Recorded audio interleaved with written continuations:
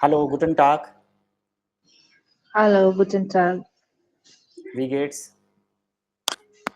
Ich heiße Sabrina. Oh, nein, es tut mir leid. Kein Problem. Äh, Ich bin gut, danke und dir. Auch gut, danke. So, stellen Sie sich kurz vor, wo wohnen Sie, wie heißen Sie, was machen Sie beruflich und so weiter.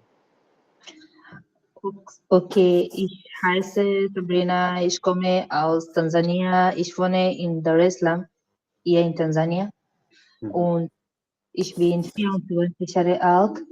Mhm.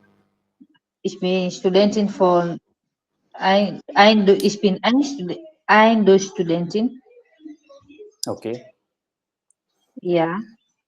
So, unser Thema ist Fremdsprache lernen. So, Bitte? Fremdsprache lernen. Fremdsprache, Deutsch ist auch eine Fremdsprache. Okay.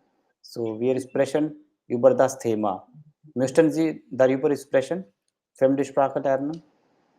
Was sind die Vorteile? Okay. Warum sollten wir Fremdsprache lernen?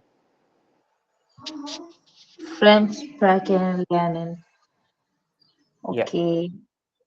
Mm, Also, Deutsch ist auch eine Fremdsprache. Ne? Deutsch ist eine Fremdsprache. bitte?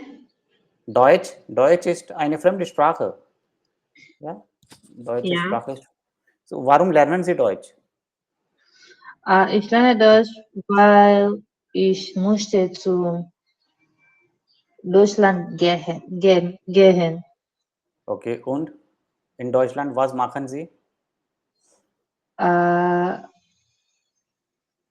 FSJ, Okay, eine Ausbildung machen Sie und dann nicht Job? jetzt, nicht Aha. jetzt, weil Okay, ich bin Anfänger. okay, Sie sind Anfängerin. Ja. Okay, so wie lernen Sie Deutsch? Online Bitte? oder wie lernen Sie Deutsch? Lernen Sie online oder besuchen Sie Unterricht? Ich lerne Deutsch im Online Mhm. und und le oh, Klasse gehen und Okay, online. gehen Sie zum Institut. Hm?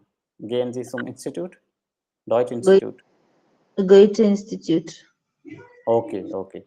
Und was machen Sie in der Freizeit? Ich, ich lerne, Okay, ich lerne Deutsch. In meiner Freizeit, ich lerne Deutsch. hm. Okay.